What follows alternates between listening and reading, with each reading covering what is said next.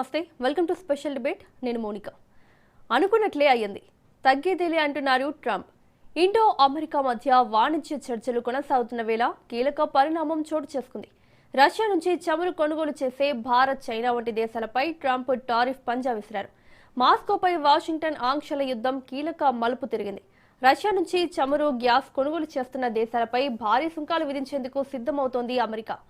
Lindsay Graham sanctioning Russia and Iran act of 2026 బిల్లును 86-11 ఓట్లతో senate ఆమోదించింది. ఆగస్టు 31న ప్రతినిధుల సభ ముందుకు ఆ బిల్లు రానుంది. అనంతరం అమెరికా ప్రెసిడెంట్ సంతకంతో చట్టరూపం దాల్చనుంది.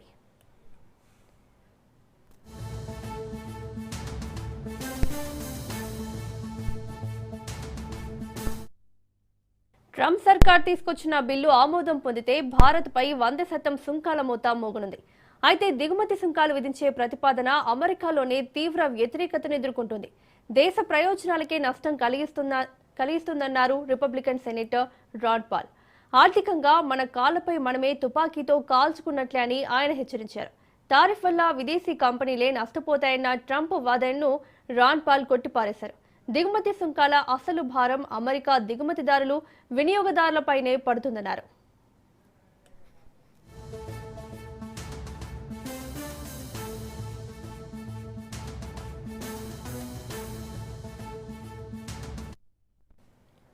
వాస్తవానికి ఉక్రెయిన్తో జరుగుతున్న యుద్ధాన్ని ముగించేలా రష్యాపై ఒత్తిడి పెంచేందుకు అమెరికా బిల్లును తీసుకొచ్చింది. అప్పట్లో దీన్ని ట్రంప్ ఎకనామిక్ బంకర్ బస్టర్గా అభివర్ణించారు. కొత్త బిల్లు చట్టంగా మారితే India, China, Slovakia, Hungary, Azerbaijan వంటి దేశాలు తీవ్రంగా ప్రభావితమయ్యే ఛాన్స్ ఉంది. కెప్లర్ డాటా ప్రకారం మన దేశం రోజుకు 4.96 మిలియన్ బ్యారెళ్ల క్రూడ్ దిగుమతి చేసుకుంది. జూలైలో రష్యా నుంచే రోజుకు 2.78 మిలియన్ బ్యారెళ్ల క్రూడ్ దిగుమతి అయింది. ఢిల్లీకి అతిపెద్ద క్రూడ్ సరఫరాదారు మాస్కోనే. తక్కువ ధరలు, రిఫైనరీలకు లభించే మార్జిన్లు, ఇతర ప్రాంతాల్లో సరఫరా అంతరాయాలు రష్యన్ ఆయిల్పై ఆధారాన్ని పెంచుతున్నాయి.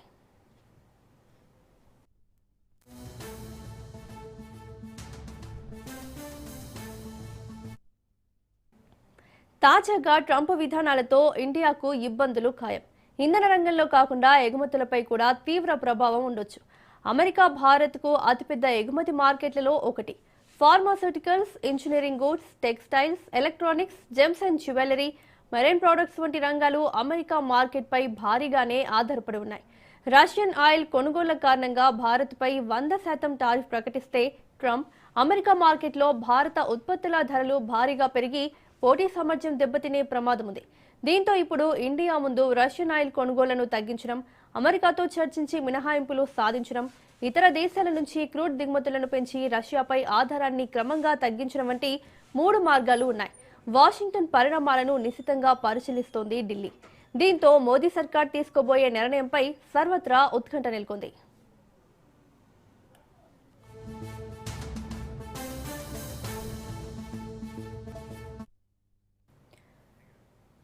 ఇదే అంశంపై చర్చించడానికి డిబేట్లో పాల్గొంటున్నారు విశ్లేషకులు అంది సత్యం గారు. నమస్తే సార్. నమస్తే సత్యం గారు, రష్యన్ ఆయిల్ కొనుగోళ్లపై భారత్కు 100% గనక అమెరికా టారిఫ్ విధిస్తే ఇది నిజంగా రష్యా పైన ఒత్తిడి పెంచే వ్యూహమా, లేదంటే భారత్ వంటి మిత్ర దేశాలను దూరం చేసుకునే పరిణామా?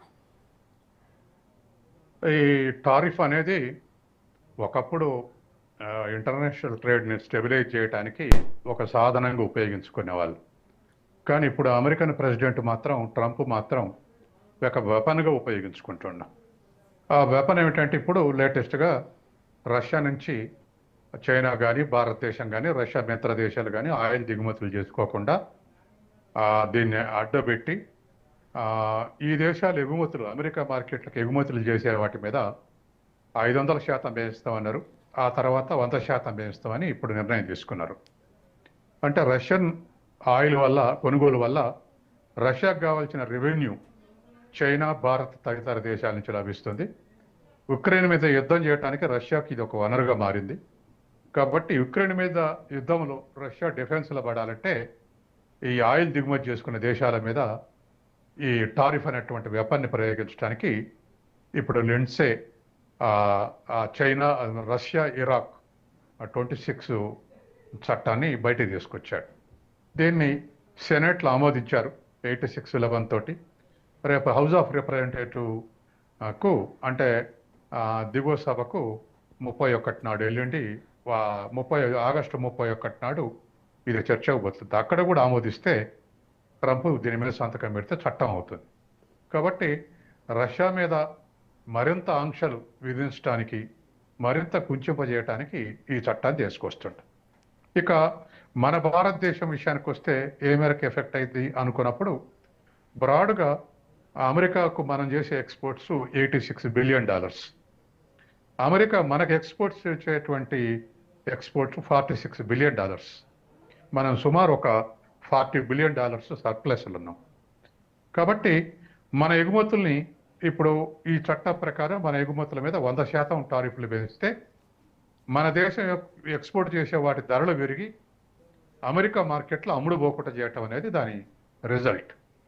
అంటే ఇతర దేశాల ఎగుమతులేమో తక్కువ ధరకు లభిస్తాయి అమెరికన్ మార్కెట్లో, మనం ఎగుమతులు చేసే వాటి మీద టారిఫ్ వేస్తే మన ఎక్కువ ధరకు అమెరికా మార్కెట్లో లభిస్తాయి. కాబట్టి ఎక్కువ ధరలు ఉన్నటువంటి మన ఇంపోర్ట్స్ని కొనకుండా ఉండటానికి ఈ ప్రయోగం చేస్తా ఉన్నాడు. ఈ ప్రయోగం ఇదే. ఎందుకు అమెరికాకు ఆసక్తి వచ్చిందంటే, అమెరికా పెద్ద మార్కెట్, ఇంపోర్టెడ్ మార్కెట్. వాళ్ళు ప్రొడక్షన్ కన్నా బిజినెస్కి ఎక్కువ ఇంపార్టెన్స్ ఇచ్చారు గత 30 ఏళ్ళుగా. కాబట్టి చైనా ఎగుమతులలో ఇయర్లీ దరిదాపు $260 బిలియన్ సర్ప్లస్ ఉంది. అట్టే మనం కూడా $46 బిలియన్ సర్ప్లస్, $40 బిలియన్ సర్ప్లస్ ఉన్నాం. ఈ సర్ప్లస్ హరించకపోవాలి, తర్వాత మనం సరెండర్ కావాలి. దీనికోసం ఇవాళ ఈ చట్టాన్ని బయటికి తీశాడు. అయితే ఇదే సందర్భంలో, ఈ చట్టం తీసుకొచ్చిన సందర్భంలో డెమోక్రటిక్ పార్లమెంట్ సభ్యుడు రాంపాల్ ఒక విమర్శ చేశాడు. అయ్యా, నువ్వు వచ్చే ఇతర దేశాల నుంచి వచ్చేటువంటి ఇంపోర్ట్స్ మీద ధర పెంచుతున్నావు, వాళ్ళని డిస్కరేజ్ చేస్తున్నావు నిజమే, కానీ ధర పెంచి మన దేశంలో కొనేది మన దిగుమతిదారులు, తర్వాత మన వినియోగదారులు. కాబట్టి ఆ భారం అంతా మనమే మోసేది. నువ్వు ధర పెంచి వదిలేస్తున్నావు మనం కొనుక్కుంటుండాలని, కానీ కొంటే వచ్చి పడే భారం మాత్రం మన మీదనే, దిగుమతిదారుల మీద, వినియోగదారుల మీద. కాబట్టి ఇది అమెరికాలో ఇన్ఫ్లేషన్కు దారి తీస్తుంది తప్ప ఇంకోటి కాదు. కాబట్టి ఇది కరెక్ట్ కాదు, ఆయా దేశాలతో సంబంధాలు జరుపుకోవడం కరెక్ట్ కాదు అనేది మన డెమోక్రటిక్ పార్లమెంట్ సభ్యుడి యొక్క వాదన. సార్, వాస్తవానికైతే ఉక్రెయిన్ మీద రష్యా యుద్ధం ఆపాలని చెప్పి ట్రంప్ ఈ నిర్ణయం తీసుకున్నారు. అసలు ట్రంప్ తీసుకున్న ఈ నిర్ణయం కరెక్టేనా? ఇది వరల్డ్ ట్రేడ్ మొత్తాన్ని అస్తవ్యస్తం చేస్తుండు ట్రంప్. ఒకప్పుడు 92లో గ్లోబలైజేషన్లో అమెరికా చెప్పింది ఏమిటంటే, వీటన్ని టారిఫ్స్ అన్నిటిని రేషనలైజ్ చేయాలి, మినిమం లెవెల్ దగ్గర తగ్గియాలి, ఫ్రీ ట్రేడ్ని అలౌ చేయాలి, దానికోసమే ప్రపంచీకరణ చెప్పారు. ఇప్పుడు చైనా, భారతదేశం ఇలాంటి దేశాలు గ్రోయింగ్ కంట్రీస్ అని ఎక్స్పోర్ట్ చేసే స్థితికి వచ్చేవరకల్లా ఇప్పుడు ఈ టారిఫ్లు అనేటువంటి పేరు మీద అస్తవ్యస్తం చేస్తుండ్రు. కాబట్టి ఇది వరల్డ్ ట్రేడ్ డిస్కరేజ్ కావటానికి, తర్వాత మనలాంటి డెవలపింగ్ కంట్రీస్ యొక్క సర్ప్లస్ హరించుకోవడానికి అమెరికా దీన్ని ఒక ఆయుధంగా ఉపయోగిస్తుంది. చైనా ఎట్లాగో లొంగదు, కానీ మనలాంటి దేశాలే తక్షణం ఇబ్బంది పడాల్సి వస్తుంది. ఉదాహరణకు గత 50 రోజులు యుద్ధం జరిగినప్పుడు, ఇరాన్తో యుద్ధం జరిగినప్పుడు రిస్ట్రిక్షన్స్ పెడితే మనకి ఇబ్బందులు వచ్చినాయి. ఎందుకంటే మన క్యాపబిలిటీస్ 60 రోజులు మాత్రమే పెట్రోల్ నిల్వ చేసుకునే క్యాపబిలిటీస్ మనకున్నాయి. చైనాకు దరిదాపు 110 నుంచి 200 రోజులు నిల్వ చేసుకునే శక్తి ఉంది. దాంతో చైనా ఆదుర్దాపడలేదు, మనం ఆదుర్దాపడాల్సి వచ్చింది.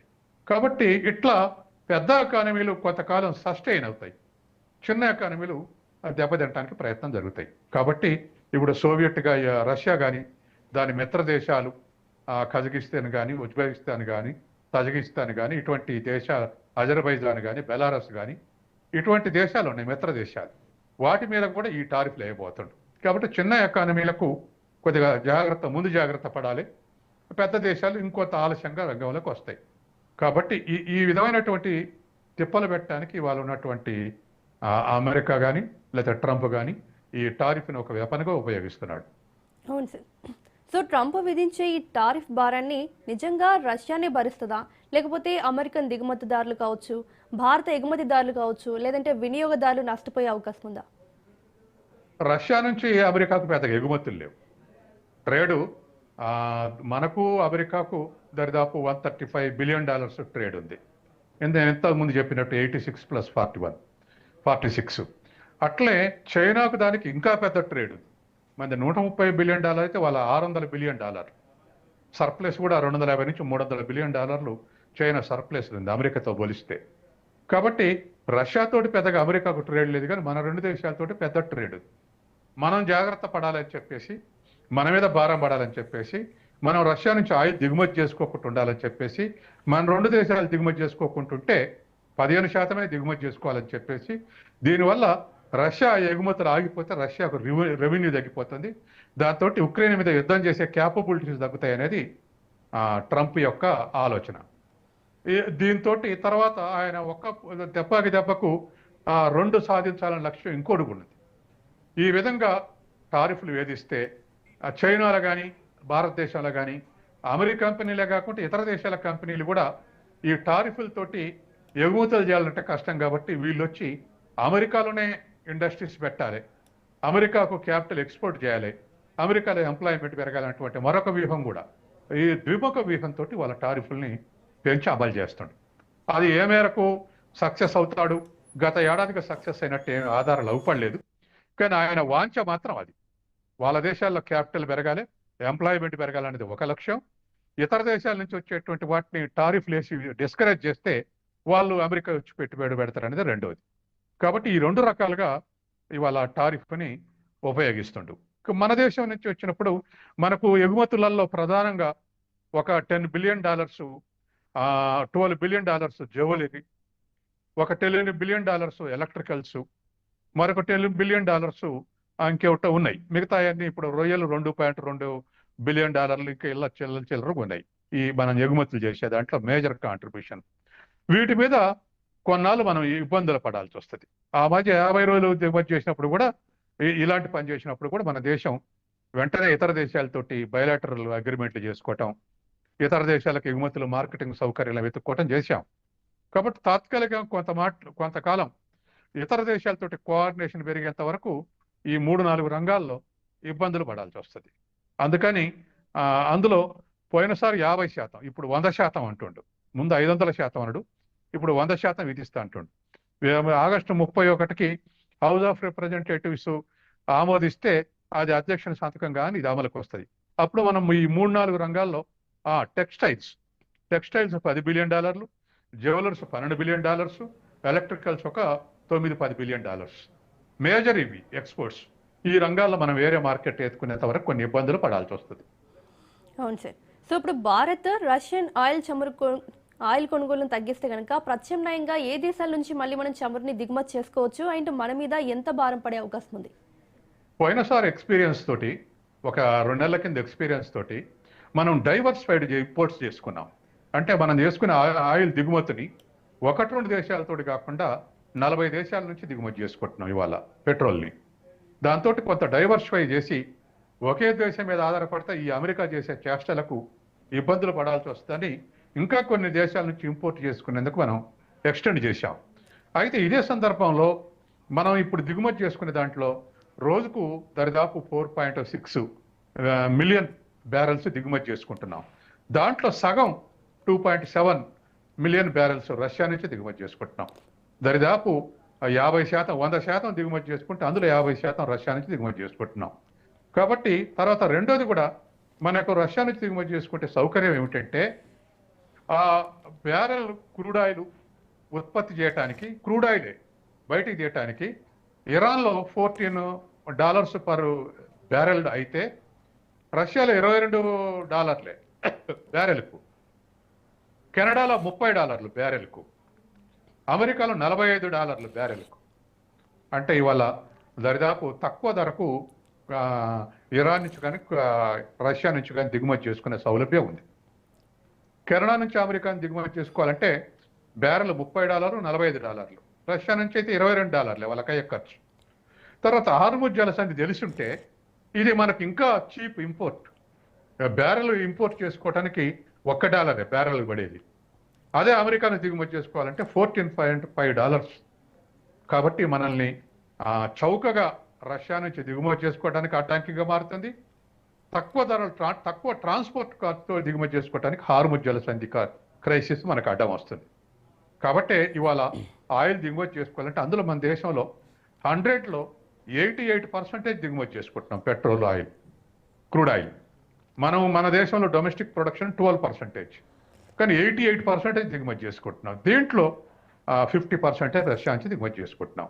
ఈ ఈ ఈ- ఈ కాంపోజిషన్లో మనకు రష్యా నుంచి దిగుమతి చేసుకోవద్దని ఆంక్షలు విధిస్తే వాడికి ట్రంప్కు మరొక ప్రయోజనం కూడా ఉంది. ఇప్పుడు వెనిజులా మధురను ఎత్తుకెళ్ళి వెనిజులా ఆయిల్ బావుల్ని అమెరికన్ ఎంఎన్సీలు, మా మల్టీనేషనల్ కంపెనీస్ ఆక్రమించినాయి.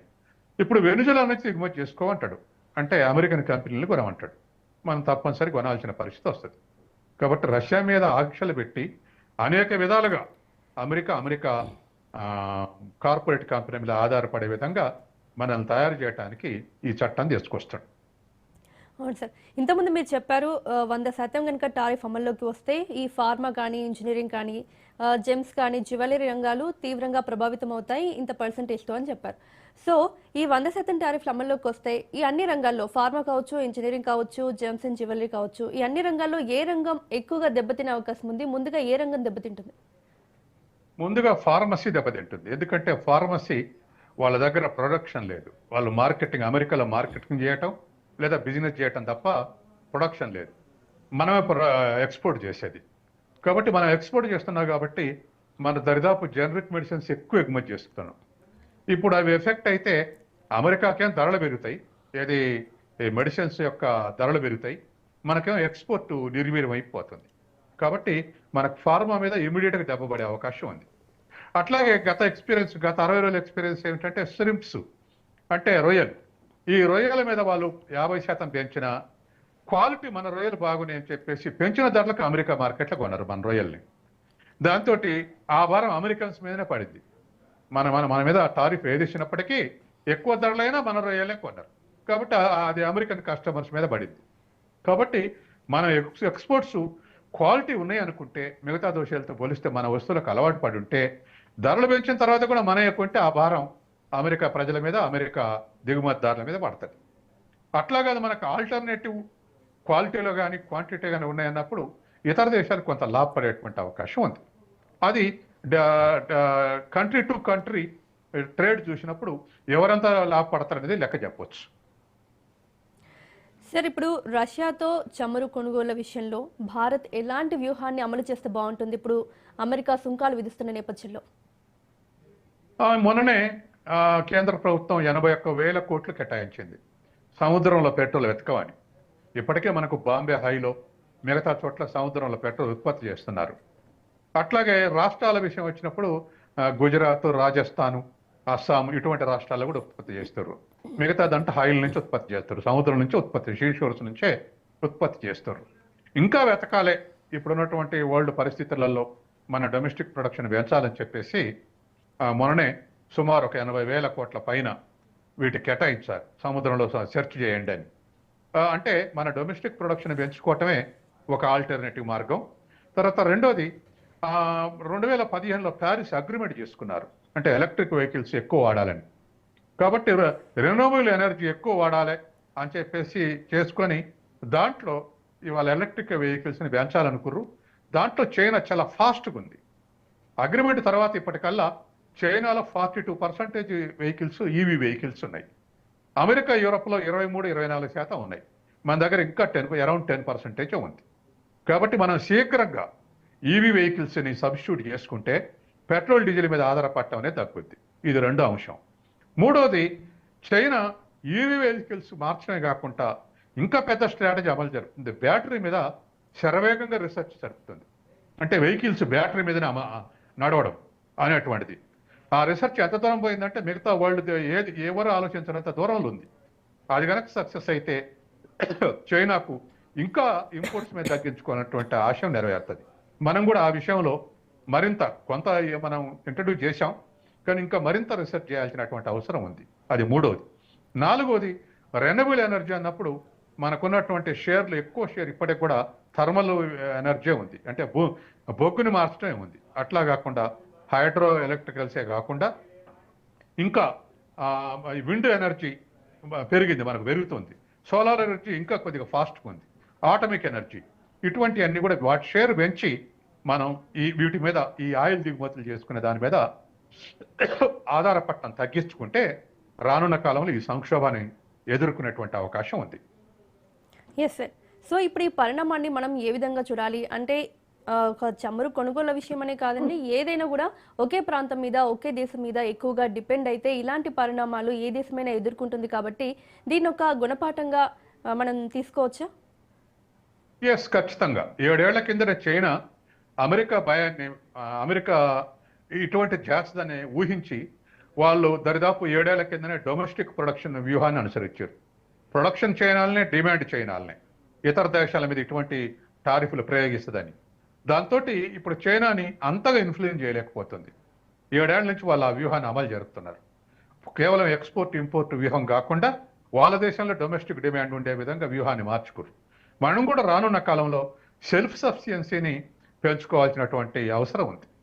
అప్పుడప్పుడు మోడీ అంటున్నాడు, మన దేశంలో తయారైన కొనండి, మన దేశంలో తయారైన కొనండి, ఇతర దేశాల టూర్లు పోవద్దు, ఇతర దేశాల నుంచి దిగుమతులు మినిమైజ్ చేసుకోవాలి. ఇవన్నీ ఆ వ్యూహంలో భాగం. కానీ మనం ఇప్పుడు మేల్కొన్నాం, వాళ్ళు 7 ఏళ్ల నుంచి అమలు జరుపుతారు. కాబట్టి ఈ విషయంలో మన రీసెర్చ్ కానీ లేదా మన ఓరియంటేషన్ కానీ మారాల్సినటువంటి అవసరం ఉంది. సో ఇప్పుడు రాండ్ పాల్ వంటి దిగ్గజ నేతలే ఇప్పుడు ట్రంప్ విధానాలని వ్యతిరేకించారు. సో ఈ విధానం అనేది కరెక్ట్ కాదని చెప్పి, మరి అయినా కూడా ఎందుకు ట్రంప్ ఇలాంటి విధానాలని చాలా ముక్కుసూటిగా తీసుకెళ్ళిపోతున్నారు? ట్రంప్కున్న నమ్మకం. ఎందుకంటే దరిదాపు ఇవాళ మేజర్ ఇంపోర్టెడ్ ఎకానమీ అమెరికా. టారిఫ్లను బెదిరించేది అందుకే. వాళ్ళు కొంటారు, మిగతా దేశాలు అమ్ముతారు. మెక్సికో సర్ప్లస్లే ఉంది అమెరికాతో పోలిస్తే, కెనడా సర్ప్లస్లే ఉంది, చైనా సర్ప్లస్లే ఉంది, ఇండియా సర్ప్లస్లే ఉంది, ఇంకా కొన్ని దేశాలు సర్ప్లస్ ఉన్నాయి. అంటే అమెరికా ప్రధానంగా దిగుమతి దేశంగా ఉంది. వాళ్ళు దిగుమతి చేస్తున్నారు కాబట్టి వాళ్ళు బెదిరిస్తే మన ఎగుమతులు ఎక్కడెక్కడ నిలిచిపోతాయి, మనం క్రైసిస్లకు లోనవుతాం. దాంతో ఈ దేశాల్లో ఉన్న ఇండస్ట్రియలిస్టులంట అమెరికాకు వచ్చి అమెరికాలో ఇండస్ట్రీలు నెలకొల్పుతారనేది దాని ఆకాంక్ష. అది ఎంతవరకు సక్సెస్ అయితే చూడాలి. కొన్ని లిమిటేషన్స్ ఉన్నాయి వాటికి.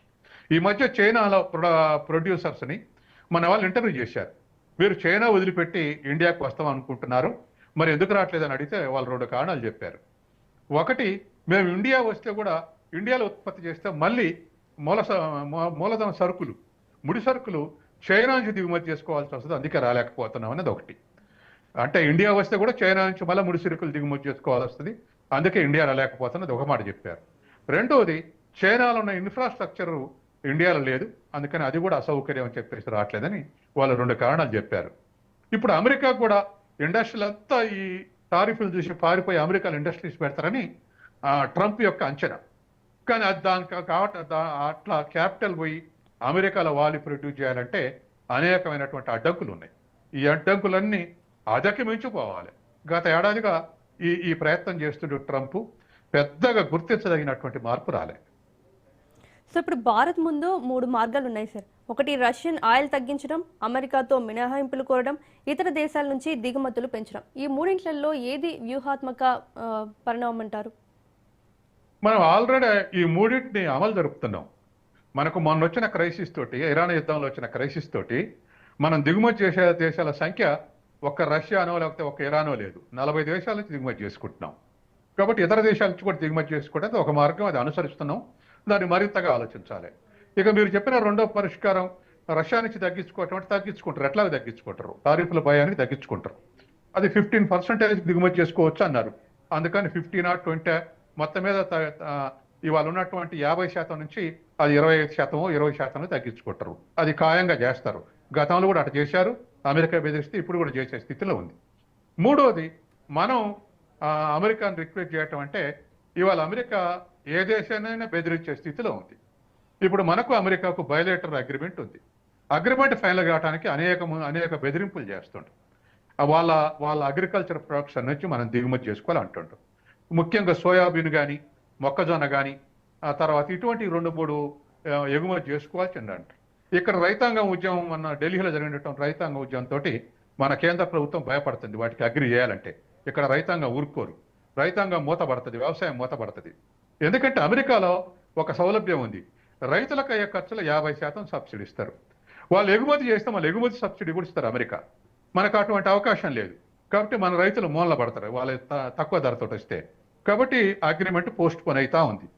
తర్వాత ఇంకో ఆరోపణ కూడా వస్తుంది కానీ ఇవాళ ఇథనాలు పెట్రోల్ కలుపుతాం అనే దానికి కారణం అమెరికా మనం రైతాంగం అపోజ్ చేస్తుంది కాబట్టి, మొక్కజొన్నని సోయాబీన్ దిగుమతి చేసుకోవడానికి మనం అపోజ్ చేస్తున్నాం కాబట్టి వాళ్ళే అక్కడ ఇథనాలుగా మార్చి పెట్రోల్ కలిపి పంపితే ఇథనాల్ సప్లై చేస్తే మన వాళ్ళు ఇంపోర్ట్ చేసుకునే వాళ్ళ ఉద్దేశంతో ఇథనాల్ని పెట్రోల్ కలుపుతారని ఒక ఆరోపణ కూడా చేస్తున్నారు. అది ఎంతవరకు ఇప్పుడు అది ఆరోపణల చర్చలనే ఉంది. అది ఎంతవరకు నిజం అటువంటిది ముందు ముందు వెళ్తుంది. కాబట్టి అమెరికా ప్రెజరైజ్ చేస్తుంది, ఒకటి కాకపోతే ఒకటి ప్రెజరైజ్ చేస్తుంది. అందుకని వీటికి ఆల్టర్నేటివ్గా, బెదిరింపులకు ఆల్టర్నేటివ్గా మన ఎఫిషియన్సీని పెంచుకోవటమే, మన ఎకానమీని పటిష్టంగా పెంచుకోవటమే, దాంట్లో డొమెస్టిక్ ప్రొడక్షన్, డొమెస్టిక్ డిమాండ్కు ఎక్కువ ఇంపార్టెన్స్ ఇస్తూ పోవాల్సినటువంటి అవసరం ఉంది. ఎస్ సార్, ఇప్పుడు ఈ టారిఫ్ వివాదం అనేది భారత్ అమెరికా సంబంధాలను కేవలం వాణిజ్య అంశానికి మాత్రమే పరిమితం చేస్తుందా, లేదంటే రక్షణ, అలాగే ఇండో పసిఫిక్, చైనా వ్యూహాలపై కూడా ప్రభావం పడుతుందా? అంటే అట్లా కాదు. డిఫెన్స్ ఎక్స్పోర్ట్స్ అన్నప్పుడు డిఫెన్స్ ఎక్స్పోర్ట్స్ కాకుండా మనమే ఇంపోర్ట్ చేసుకుంటున్నాం. గతంలో అయితే సోవియట్ యూనియన్ ఉన్నప్పుడు 70% సోవియట్ నుంచి దిగుమతి చేసుకుంటే మిగతా 30% మిగతా ప్రపంచ దేశాల నుంచి మనం డిఫెన్స్ ఇంపోర్ట్ చేసుకునే వాళ్ళం. రాను రాను మారి టెక్నాలజీ మారుతుంటే ఇవాళ రష్యా నుంచి దిగుమతి చేసుకునేది 30%. ఫ్రాన్స్ నుంచి రఫేల్ ఇతర ఉపయోగించుకున్న 28% ఫ్రాన్స్ నుంచి దిగుమతి చేసుకుంటున్నాం. ఒకప్పుడు సోవియట్ ఉన్నప్పుడు అమెరికా నుంచి 3% దిగుమతి చేసుకునే వాళ్ళం. ఇవాళ 23% చేసుకుంటున్నాం. అంటే రష్యా నుంచి 30%, 28% ఫ్రాన్స్ నుంచి, అట్లాగే 23% అమెరికా నుంచి దిగుమతి చేసుకుంటున్నాం. కాబట్టి టెక్నాలజీ మారుతుంది. 5th జనరేషన్ నుంచి 6th జనరేషన్ ప్రవేశిస్తున్న ఈ ఆయుధాల ఉత్పత్తి ఎక్కడ సాఫిస్టికేటెడ్ ఉంటే ఎక్కడ లేటెస్ట్ టెక్నాలజీ వాటిని దిగుమతి చేసుకుంటున్నాం. కాబట్టి ఆయుధాలు మనం దిగుమతి చేసుకునే ఎక్కువనాయి. కాబట్టి వాడి టారిఫ్ మన మీద పనిచేసేది ఏమి లేదు. కానీ ఇతర దేశాలతో ఉన్నటువంటి వాటిల్లో కొంత తొందరపడి మనం ఇంకా బయోలాటరల్ అగ్రిమెంట్ చేసుకోవాల్సినటువంటి అవసరం ఉంది. Okay sir, thank you sir. డిబేట్లో పాల్గొని మీ అభిప్రాయాన్ని మాతో షేర్ చేసుకునేందుకు thank you sir. Thank you so much. ఇది వాళ్ళ స్పెషల్ డిబేట్. చూస్తూనే ఉండండి రాజ్ న్యూస్.